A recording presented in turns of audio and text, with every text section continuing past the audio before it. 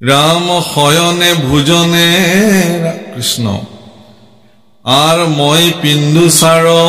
वस्त्र अलंकार तुमार उचिष्ट खाया दहाय आसुचित्त किनु विपरीत तोरी बुदुष्ट माया हे राम ज्ञानी गणे दुखे इंद्रिय कदमी काम क्रोध मोह जिनी जितु ब्रह्मपद पावे प्रभु पुनु ताहारु आसे बिघिनी ताले जाबो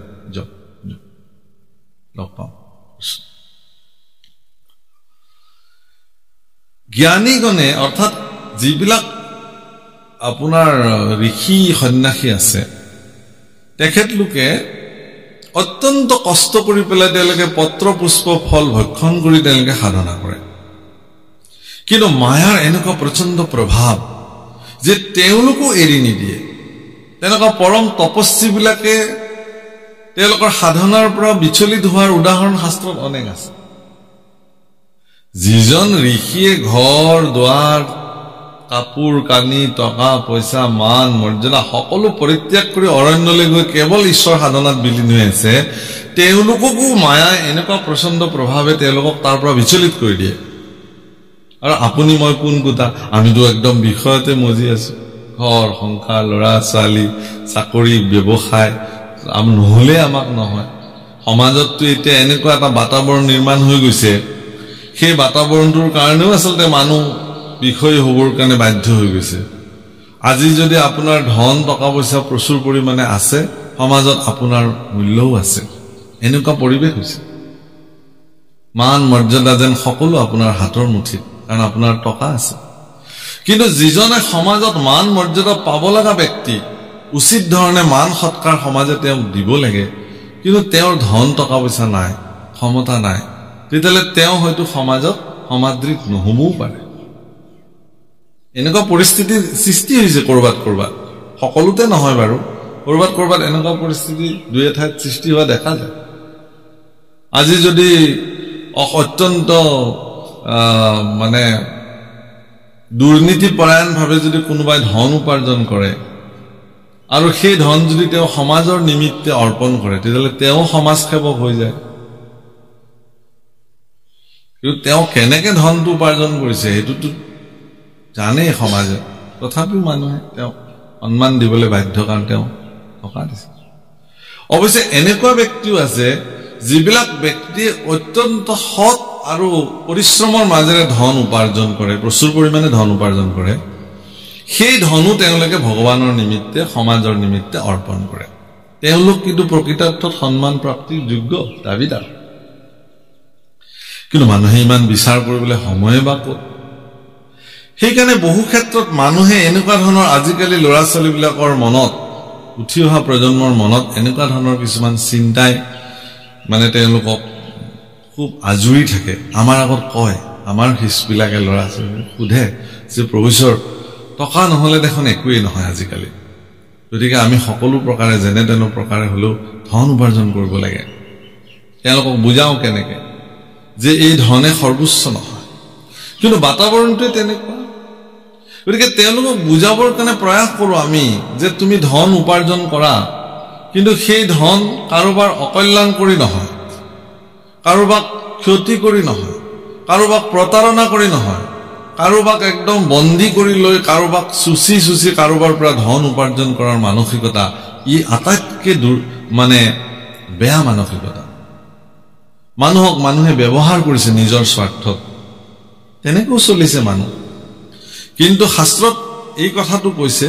যে আপুনি সেই ধন উপাৰ্জন কৰক যাতে আপোনাৰ উপাৰ্জিত ব্যৱস্থাত কাৰো অকল্যাণ নহয় আৰু সৎভাৱে কৰা উপাৰ্জন আপুনি জগতৰ কল্যাণৰ কাৰণে এটা নিশ্চয় এটা পাৰ্ট আপুনি ব্যৱহাৰ কৰিব পাৰিব ইয়াত সেইকাৰণে কৈছে যে উদ্ধৱে কৈছে যে মোৰ মনটো চিত্তটো দৃঢ়তা হৈ আছিল এইটোৱে যে তোমাৰ সেৱা কৰিছো মই, গতিকে মই এই মায়াৰ দুষ্টৰ মায়াৰ পৰা মই নিজকে পৰিত্ৰাণ নিয়াব পাৰিম। হীৰা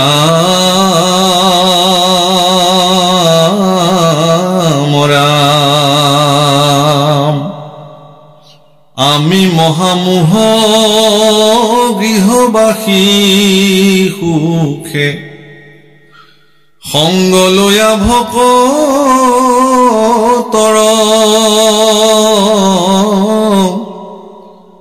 তোমাৰ চৰিত্ৰ কথা শুনিলাতে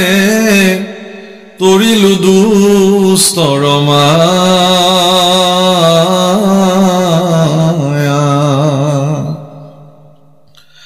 তজু পাদ পদ্ম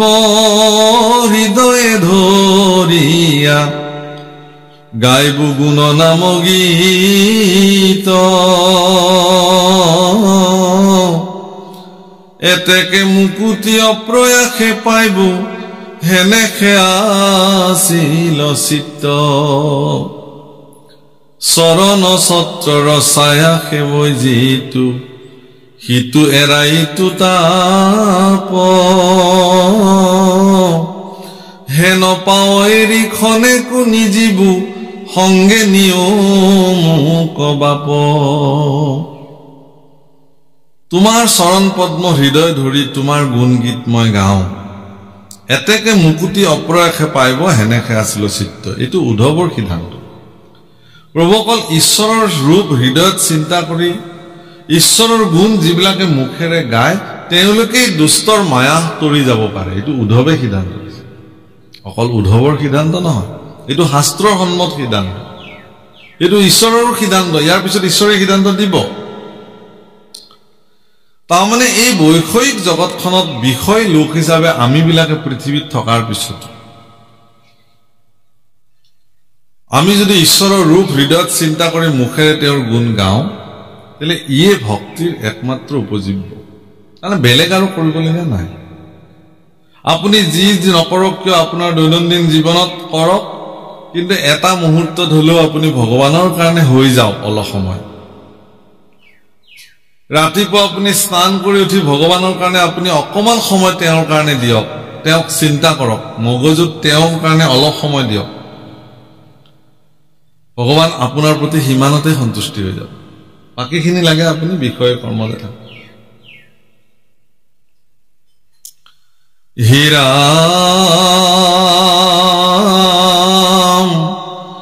সবে পৰিহৰি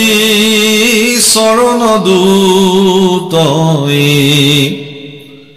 ও তোমাৰ কৰিলো সাৰ তুমি এৰিলাতে ঐ বন্ধু মাধৱ দিনতে দেখো আন্ধাৰ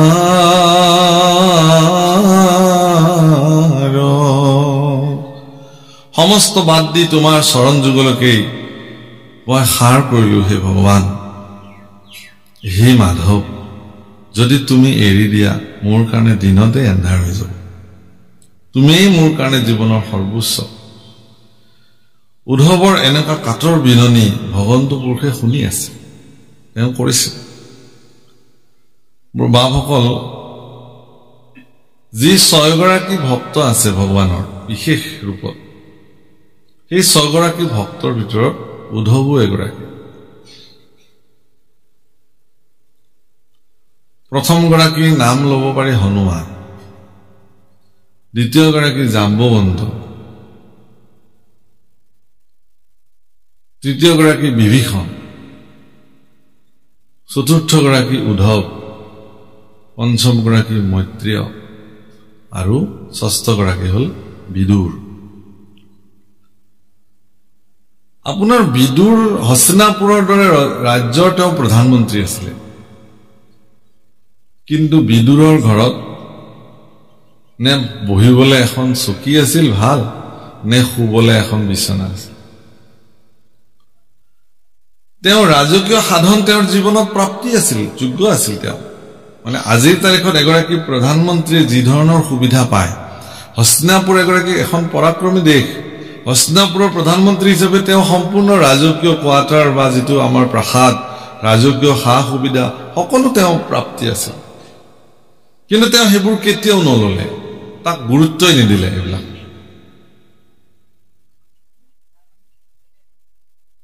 তেওঁ গুৰুত্ব নিদিলে হেবোৰ বাদ দি পেলাই তেওঁ জীৱন চলালে সেইকাৰণে মহাভাৰতত বিদুৰৰ যি চৰিত্ৰ সেই চৰিত্ৰ আটাইতকৈ উল্লেখযোগ্য আৰু গুৰুত্বপূৰ্ণ চৰিত্ৰ কিহৰ কাৰণে যে বিদুৰৰ যি নীতি সেই নীতি জগতৰ সৰ্বশ্ৰেষ্ঠ নীতিসমূহৰ ভিতৰতো বিদুৰ নীতিকো ধৰা হয় সেইকাৰণে আপুনি আপোনাৰ জীৱনত যদি নীতি জ্ঞান ল'ব লগা আছে তেতিয়াহ'লে বিদুৰৰ নীতি গ্ৰহণ কৰিব লাগিব মানে কেনেকুৱা মই উদাহৰণ এটা দিছো যে যেতিয়া কুৰুক্ষেত্ৰ যুদ্ধ আৰম্ভ হৈ গ'ল মানে প্ৰস্তুতি চলিছে সেই মুহূৰ্তত বিদুৰে তেওঁৰ যি ৰাজকীয় পদবী পৰিত্যাগ কৰিছে ত্যাগ দিছে যে মই আৰু প্ৰধানমন্ত্ৰী হৈ নাথাকো সেই সময়ত সমাজ ব্যৱস্থাৰ কাৰণে ই এক নিন্দনীয় কাৰ্য কাৰণ এখন দেশৰ প্ৰধানমন্ত্ৰীয়ে দেশৰ শান্তিকালত তেওঁ প্ৰধানমন্ত্ৰী হিচাপে সকলো সুখ ভোগ লৈ থাকিব আৰু যেতিয়া যুদ্ধকালীন পৰিৱেশত তেতিয়া তেওঁ পদৰ পৰা পদত্যাগ কৰি গুচি যাব এটো কোন কালৰ ন্যায়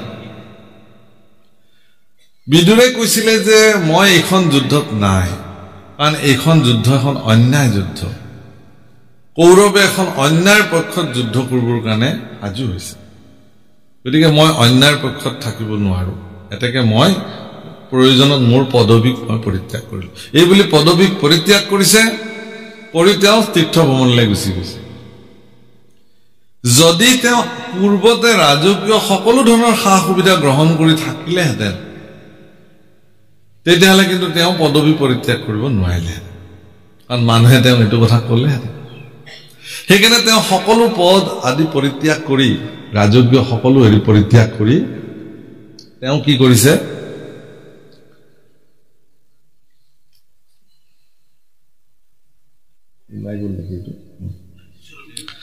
তেওঁ কি কৰিছে সকলো পৰিত্যাগ কৰি তেওঁ তীৰ্থলৈ গুচি গৈছে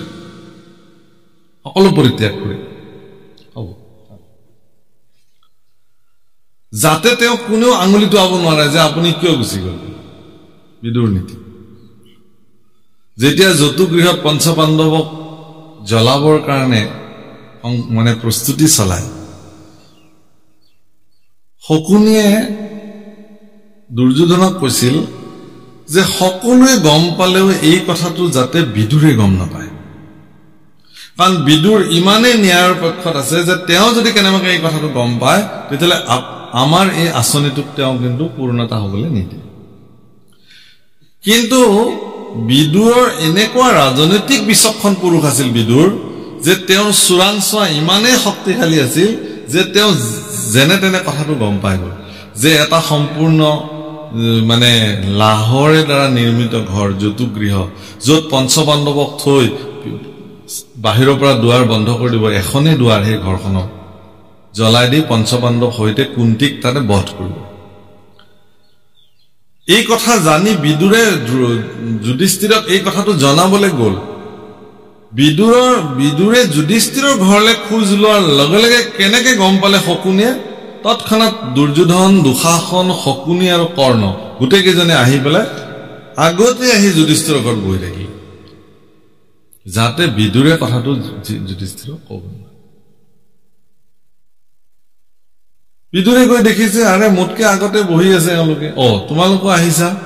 বোলে ময়ো আহিছো কাকা তুমি কিয় আহিলা ইয়ালৈ বিদুৰক সুধিছে দুৰ্যোধনে সুধিছে তুমি আজি হঠাৎ আহিলা যে ইয়ালৈ কৈছে নাই মই বহুদিন হ'ল মই এওঁলোকৰ খবৰ লোৱা নাই এবাৰ আজি খবৰ ল'বলৈ আহিলো আৰু অন্য বেলেগ একো নাই বহিলে চাহ পানী খালে আপ্যায়ন কৰিলে কৰি লাষ্টতটো দেখিলে যে এওঁলোকটো নুঠে এতিয়া কথাটোতো ক'বও নোৱাৰে তেতিয়া বিদুৰে ক'লে যে ঠিক আছে ময়ো যাওঁ বেছি দেৰি নকৰো কিন্তু যাবৰ সময়ত মই এটা প্ৰশ্ন সুধি থৈ যাওঁ তোমালোক গোটেইবিলাক প্ৰশ্নটোৰ উত্তৰ কাৰ হাতত আছে মোক দিবা এখন অৰণ্যত যেতিয়া জুই লাগে সেই অৰণ্যখনৰ প্ৰচণ্ড দাবানলত হাতী ঘোঁৰা বাঘ সিংহ চব জ্বলি ভস্ম হৈ যায় কোনো বাচি যাব নোৱাৰে কিন্তু এটা বিশেষ জীৱ আছে সেই জীৱটো কিন্তু অৰণ্যত জুই জ্বলিলেও তেওঁলোক নমৰে সেই জীৱটো কোন তেতিয়া উত্তৰটো আহিল যে এন্দুৰ বিলাক সিহঁতে যেতিয়া জুই লাগে তেতিয়া গাঁত খান্দি তললৈ সোমায় কাৰণ মাটিটো ঠাণ্ডা হৈ থাকে নহয় জুয়ে মাটিটোত প্ৰভাৱ নেপেলায় গতিকে তাহাঁতে বহুত তলত গৈ সিহঁতে অৱস্থান কৰে অৰ্থাৎ বাচি যায় বা সিহঁতে কি কৰে খান্দি খান্দি গৈ গৈ গৈ জুই নলগা জাগাৰে ওলাই সিহঁতে এনেকৈ গুচি যায় ঠিক আছে মই এই কথাটো তোমালোকে জানা নাজানা এনে সুধি চালো আৰু দৰাচলতে বিদুৰে যুধিষ্ঠিৰক ইংগিতটো দি থৈ গ'ল যে তোমালোকো এই দাবানলত পৰিবলৈ গৈ আছা চাৰিওফালৰ পৰা দুৱাৰ বন্ধ কৰি তোমালোককো জ্বলাই দিয়া হ'ব তোমালোক যিমান বাহুবলী পৰাক্ৰমী হলেও নোৱাৰিবা ঘৰ ভাঙিব নোৱাৰা গতিকে এই প্ৰচণ্ড লাহৰ জুয়ত তোমালোকে মৃত্যুবৰণ কৰিবা তাতকে উপায়টো এটাই আছে এইটো হ'ল কি তলেৰে গাঁত খান্দি এই ঘৰটোৰ পৰা পলায়ন কৰিব এই বিদুৰ নীতি আৰু যিজন ব্যক্তিক গাঁত খান্দিবৰ কাৰণে বিদুৰে প্ৰেৰণ কৰিছিল তেওঁৰ হাতত এটা পিঞ্জৰাত এটা এন্দুৰ ভৰাই যুধিষ্ঠিৰক উপহাৰ দিবৰ কাৰণে পঠিয়াই দিছিল আৰু সেই পিঞ্জৰাটো লৈ আহিছিল আহি কৈছে যে এইটো মহাৰাজ যুধিষ্ঠিৰক উপহাৰ দিবলৈ আহিছো কোনে পঠিয়াইছে বোলে বিদুৰে পঠিয়াইছে যুধিষ্ঠিৰ প্ৰচণ্ড বুদ্ধিসম্পন্ন লোক আছিল সেইকাৰণে যুধিষ্ঠিৰ বুজি পালে কথাটো ঠিক আছে তোমাৰ কামটো তুমি কৰা সেইকাৰণে মজিয়াৰ পৰাই গাঁত খান্দি সেই অৰণ্যৰ দুৱাৰেৰে গাঁত খান্দি উলিয়াই দিলে ৰাতিৰ ভিতৰতে ৰাতি ঘৰ জুই জ্বলিলে আৰু সেই গাতে গাতে গৈ তেওঁলোকে প্ৰাণ ৰক্ষা কৰিছিল গতিকে বিদুৰৰ এই যে নীতি মই এই কথাটো কোৱাৰ প্ৰয়োজনীয়তাটো এইটোৱেই যে পাণ্ডৱ পৃথিৱীত জীয়াই থাকিব লাগিব কাৰণ বিদুৰ কোন স্বয়ং ধৰ্মৰ অৱতাৰ যমৰ অৱতাৰ ধৰ্মৰাজ মানে বিদুৰ আকৌ যুধিষ্ঠিৰ ধৰ্মৰ অৱতাৰ ভগৱান কৃষ্ণই ধৰ্ম ৰক্ষা কৰিবৰ কাৰণে পৃথিৱীলৈ আহিছে গতিকে ভগৱান কৃষ্ণই কাক কাক হাতত লৈ পেলাই ধৰ্ম ৰক্ষাৰ আঁচনি কৰিব সেই আঁচনি কৰা তালিকাখনত পঞ্চপাণ্ডৱৰ নামো সন্নিৱিষ্ট হৈ আছে এই কথা ধৰ্মই জানে প্ৰভুসকল আজি যে আপোনালোকে এই কামত যিসকলে ইয়াত সহযোগিতা কৰিছে এইবিলাক কামত লাগি ছাতি আছে ঈশ্বৰে তেওঁলোকক নিৰ্ণয় কৰে আছিল এনে ধৰণৰ সমাজৰ কল্যাণকাৰী কামত কাক কাক লোৱা হ'ব বুজিছেনে তেওঁলোক নিৰ্বাচিত হৈ যায় ভগৱানৰ দ্বাৰা সেইকাৰণে তেওঁলোকে আহি ইয়াত কাম কৰিছে বেলেগে কৰা নাই আপোনালোকে নাভাবিব এই অনুষ্ঠানত যিসকলে লাগি ছাতি কাম কৰিছে তেওঁলোক পৰম সৌভাগ্যৱান কাৰণ পৰোক্ষভাৱে হলেও ভগৱানৰ পৰা তেওঁলোক দৃষ্টিত নিৰ্বাচিত লোক যে মোৰ কৰ্মৰ কাৰণে তোমালোক নিৰ্বাচিত হৈছা গতিকে পঞ্চপাণ্ডৱক ভগৱানে তেওঁলোকক মানে ধৰ্ম প্ৰতিষ্ঠা অধৰ্মৰ বিনা সন্তসকলৰ পালন এই তিনিটা বিশেষ উদ্দেশ্যৰ কাৰণে তেওঁলোক ভগৱানৰ সহযোগী হিচাপে নিৰ্ণীত তেওঁলোকৰ পত্নী দ্ৰৌপদী হ'ব লাগিব যজ্ঞত জন্ম দিছে যাজ্ঞসেনী দ্ৰৌপদী সেইকাৰণে তেওঁলোকৰ কাৰণে আনিছে যে দ্ৰৌপদীয়ে পাৰিব বেলেগে নোৱাৰে গতিকে সকলো আঁচনি ভগৱানে নিৰ্মাণ কৰি ৰাখে সেইকাৰণে বৰ্বৰিক বুলি এজন বীৰ পুৰুষ আছিল তেওঁ কুৰুক্ষেত্ৰৰ যুদ্ধত যুদ্ধ কৰিবৰ কাৰণে আহিছিল পৰম পৰাক্ৰমী বৰ্বৰিকক ভগৱান কৃষ্ণই ক'লে তুমি কাৰ পক্ষত যুঁজিবলৈ যাবা বোলে মই কৌৰৱৰ পক্ষত যাম বোলে কৌৰৱৰ পক্ষত যোৱাৰ আগতে তুমি মোক সন্তুষ্টি কৰিব লাগিব সন্তুষ্টি তেওঁ ভগৱানক কৰিলে কেনেকে নিজৰ ডিঙি কাটি তেওঁ সন্তুষ্টি কৰিলে ভগৱান তেওঁৰ প্ৰতি খুব প্ৰসন্ন হৈ গ'ল কি লাগে কোৱা বৰ্বৰিকে ক'লে যে হে প্ৰভু মই কুৰুক্ষেত্ৰ যুদ্ধত যেহেতু আহিছিলো মইতো ভাগ ল'ব নোৱাৰিলোৱে কিন্তু মই কুৰুক্ষেত্ৰৰ যুদ্ধখন চাবৰ মন আছে সেইকাৰণে বৰ্বৰিকৰ অকল মুণ্ডটো চিহ্ন মুণ্ডটোৱে গোটেই 18 দিনীয়া যুদ্ধখন এটা নিৰ্দিষ্ট স্থানৰ পৰা ভগৱানৰ কৃপাত চাই থাকিলে দিব্য দৃষ্টিৰ দ্বাৰা সেইকাৰণে যুদ্ধ সমাপ্তিত এদিন পঞ্চপাণ্ডৱক লগত লৈ ভগৱান বৰ্বৰিকৰ ওচৰলৈ গ'ল বৰ্বৰিকৰ চিহ্ন মুণ্ডই খুব আনন্দৰে থকা দেখিলে যুদ্ধ চোৱাৰ পিছত কৃষ্ণ পুৰুষে ক'লে যে হে বৰ্বৰিক তুমিতো যুদ্ধ চালা বোলে চালা অৰ্জুনে কৈছে হে বৰ্বৰিক তুমি যে যুদ্ধখন চালা এই যুদ্ধখনৰ কৃতিত্বকাৰ কোনে দৰাচলতে এখন যুদ্ধ জয় কৰিলে তুমিতো দেখিছা মানে অৰ্জুনৰ মনৰ ভাৱনাটো এইটোৱে আছিল যে তেওঁ গান্ধীধাৰী অৰ্জুন কুৰুক্ষেত্ৰ যুদ্ধৰ মুখ্য ভূমিকা তেওঁই গ্ৰহণ কৰিছে গতিকে বৰবৰীকে নিশ্চয় তেওঁকে ক'ব যে তোমাৰ কৃতিত্ব আৰু যশস্য কুৰুক্ষেত্ৰ যুদ্ধৰ মূল কৃতিত্ব কিন্তু অৰ্জুনৰ এই কথাত বৰবৰীকে খুব হাঁহিলে চিহ্নমুণ্ডটো কিয় হাঁহিছা তুমি কৈছে এইখন যুদ্ধই নহয় এই গোটেই যুদ্ধখনৰ মূল মালিক কৃষ্ণ ইয়াত কোনেও যুদ্ধ কৰা নাই সব তেওঁই কৰিছে একেলগে 18টা দিনত একেলগে 18 অক্ষণী খানাৰ ভিতৰত 11 অক্ষণী কৌৰৱৰ পক্ষত আছে পৃথিৱীৰ ভাৰ হৰণ কৰিবৰ কাৰণে 18টা দিনত 11 অক্ষণী খানা আৰু ইফালেও বহু খানা একেলগে বহু অক্ষণী খানা তেওঁ কি কৰি পেলাইছে নিধন কৰিছে ভগৱান কৃষ্ণ তেওঁৰ আচনি এইটো পৃথিৱীক কেনেকৈ তেওঁ ভাৰৰ পৰা মুক্ত কৰিব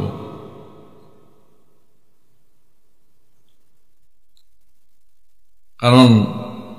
বসুমতীয়ে ব্ৰহ্মাদেৱক প্ৰাৰ্থনা কৰিছিল যে মোৰ ভাৰ বাঢ়িছে ভাৰ মানে চিন্তাৰ ভাৰ সহনশীলতা বসুমতীতকৈ কাৰো নাই কিন্তু তেওঁৰ বুকুত জন্ম হোৱা দুষ্ট দৈত্যসকলৰ প্ৰাদুৰ্ভাৱ বাঢ়িছে প্ৰভু অকল মনত ৰাখিব আপোনালোকে এই যে প্ৰকৃতিয়ে মাজে মাজে নৰসংহাৰ আৰম্ভ কৰে যে প্ৰকৃতিয়ে যে কিছুমান নৰসংহাৰ আৰম্ভ কৰে প্ৰকৃতিক কিছুমান পৰিঘটনাৰ ফলত এইবিলাক প্ৰকৃতিয়ে ইচ্ছাকৃতভাৱেই কৰে কাৰণ পৃথিৱীত ভাৰ বহুত বাঢ়ি যায় আৰু এতিয়াও পৃথিৱীত দুষ্ট দৈত্য লোকৰ যিমানে মানসিকতা বাঢ়িব সিমানে এওঁলোক নিধন হ'বলৈ গৈ আছে পৃথিৱীত এওঁলোক তিষ্ঠি থাকিব নোৱাৰে পৃথিৱীত তিষ্ঠি থাকিব কেৱল সজ্জনসকল সাধুসকল আৰু এই গোটেই পৃথিৱীখন সাধুসকলৰ কাৰণেহে নিৰ্মাণ হৈছে সাধুসকল থাকিবৰ কাৰণে এইখন পৃথিৱী ইয়াত অসাধু লোকসকলৰ কাৰণে এইখন পৃথিৱী নহয় সেইকাৰণে যুগে যুগে সাধুসকলৰ লগত অসাধুসকলৰ দ্বন্দ্ব সংস্কৃতিৰ বিপৰীতে অপসংস্কৃতি বা বিকৃতিৰ যিটো দুষ্কৃতিকাৰীসকলৰ যিখন দ্বন্দ্ব যুদ্ধ এইটোই লাগি আছে আজিও পৃথিৱীত আপুনি যদি সংস্কাৰিত কথা ক'বলৈ যায় অসংস্কাৰিত সকলে আপোনাৰ বিৰুদ্ধে দবদবাই থিয় হৈ উঠিব আজিও আপুনি কৈ চাওকচোন আমাৰ আপোনাক নিদিব ইমান সহজে কিন্তু সেই বুলি সন্তসকল কেতিয়াও হাৰ নামানে সন্তসকলে যুঁজি যাব ভগৱানৰ কৃপাত পৃথিৱীত সাধুতাক প্ৰৱৰ্তন কৰিবৰ কাৰণে সন্তসকল দায়বদ্ধ আপোনালোকৰ দৰে সাধুজন সেইকাৰণে কৈছে সাধুজন বন্দন সাধুজনে যাক বন্দনা কৰিছে কৃষ্ণ পুৰুষক তেওঁ এইকাৰণে বন্দনা কৰিছে যে হে প্ৰভু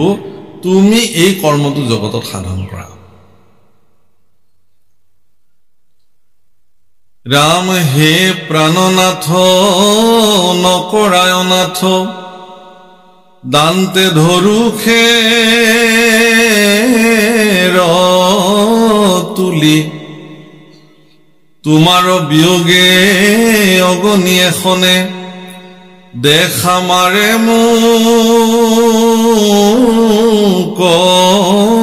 পুলি হে ৰামেহি বুলি সন্ত উদ্ধৱ মহন্ত ঔ আতি প্ৰেময় অনুৰাগে অনেক কাতৰ কৰিয়া কান্দন্ত পৰিয়া কৃষ্ণ আগে চৰণত পৰি কান্দিবলৈ হ'লে উদ্ধৱে যে হে প্ৰভু হে প্ৰাণনাথ মই দান্তে খেৰ তুলিছো দান্তে খেৰ তোলা মানে মাটিত যদি এডাল খেৰ বা তৃণ এডাল যদি পৰি থাকে তাক দাঁতেৰে তুলিবলৈ হলে মানুহজন সম্পূৰ্ণ দণ্ডৱত পৰিব লাগিব তাৰপিছতে তাক তুলিব পাৰে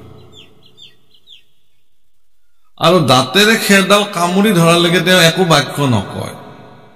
কাৰণ মোৰ ক'বলগীয়া শেষ মই অৱনত হলো তোমাৰ ওচৰত সমৰ্পিত হলো অখণ্ডিত সদা শুদ্ধ চৈতন্য শক্তিৰ বলে মোৰ প্ৰভু নাৰায়ণে তুমি দূৰ কৰি আছা মায়া অখণ্ডিত চৈতন্য শক্তিৰ দ্বাৰা ভগৱানে সৰ্বদা মায়াক নিবাৰণ কৰি ৰাখিছে কিন্তু সেই অখণ্ডিত সদা শুদ্ধ চিত্তৰ যদি আপুনি প্ৰৱেশ কৰিব নোৱাৰে তেতিয়াহ'লে মায়া আপোনাৰ পৰা কেতিয়াও বিচ্ছিন্ন নহয় গতিকে ভগৱানৰ ভক্তিৰ যিটো প্ৰবাহিত ধাৰা সেই মহাপুৰুষসকলে নিৰ্মাণ কৰা ভগৱানৰ ভক্তিৰ ধাৰাটোত আপুনি নিজে স্থান-পান অৱগাহন কৰি সৰ্বদা তাত বিলীন হৈ থাকিব লাগিব তেতিয়াহে আপুনি অসন্তজনৰ অসন্ত চিত্তৰ আদিৰ পৰা আপুনি নিজক আঁতৰাই ৰাখিব পাৰিব তাৰ বাহিৰে নোৱাৰে কেতিয়াও নোৱাৰে সম্ভৱেই নহয় যি কি নহওক ইয়াত সেইকাৰণে কৈছে যে হে প্ৰাণনাথ মই দান্তে খেৰ ধৰিলো তোমাৰ বিয়োগে মোৰ ভিতৰখন যেন পুৰি পেলাইছে মই তুমি অবিহনে থাকিব নোৱাৰো অন্য সকলো বেলেগ কথা এই বুলি সন্ত উদ্ধৱ মহন্ত অতি প্ৰেম অনুৰাগে উদ্ধৱক সন্ত বুলি কৈছে ভাগৱতে উদ্ধৱক মহন্ত বুলি কৈছে ভাগৱতে উদ্ধৱ মহন্ত প্ৰভুকল আমাক আপোনালোকে মহন্ত বুলি কৈছে কিন্তু আমি মহন্ত হ'ব পাৰিছনে নাই এইটো প্ৰশ্নবোধ নিজকে সন্দেহ আমি মহন্ত হ'ব পাৰিছো জানো দৰাচলতে মহন্ত হোৱাটো ইমান সহজ জানো সত্ৰাধিকাৰৰ আসন আসীন হোৱাৰ পিছত সমাজে মহন্ত বুলি উপাধি দিছে